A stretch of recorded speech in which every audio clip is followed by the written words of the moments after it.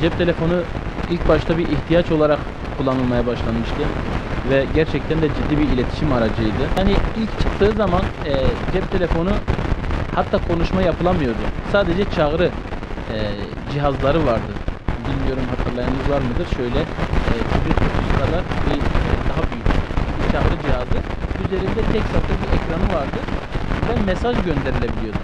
Yani çağrı atılabiliyordu o cihazlar. 0522 idi yanlış hatırlamıyorsam, kodlarının başı 0522 ile başlayan çağrı cihazları vardı. Yani onlar birbirleriyle SMS'leşebiliyordu sadece. Görüşme yapılamıyordu. Toplumun çok azı buna ihtiyaç duyuyor. Yani cep telefonu sayılı kişilerde vardı.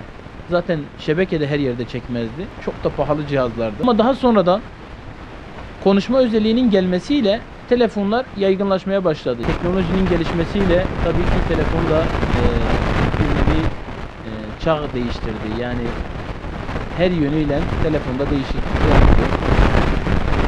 İşte ilk önce sadece hesap makinesi özelliği eklenen telefona, daha sonra işte renkli ekran, kamera vesaire, internet gibi özelliklerin eklenmesiyle şu an telefon bütün herkesin bir vazgeçilmesi haline geldiğinde ve herkesin kullanım alanı farklı. Artık telefonla görüşme özelliği arka planda kalmıyor. Yani telefonun bu hale gelmiş olmasının iyi yanları da var, kötü yanları da var. Yani bunu artık önüne geçilmez bir hal aldığı için telefonu bulan kişinin çıkartmış olduğu buluştan daha öte bu telefon kullanımını azaltabilecek bir buluş bulabilmek bence telefon buluşundan çok daha önemli bir buluştur. Çünkü hakikaten de insanlar artık dünyaya ne için geldiğini unutur hale geldiler.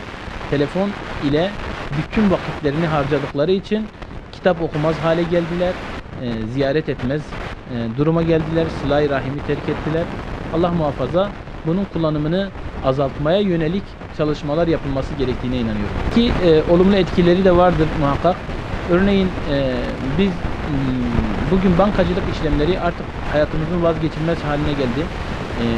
İnternet üzerinden istediğimiz kişiye havale yapabiliyoruz, EFT yapabiliyoruz, hesaplarımızı kontrol edebiliyoruz veyahut online birçok hizmetten faydalanabiliyoruz.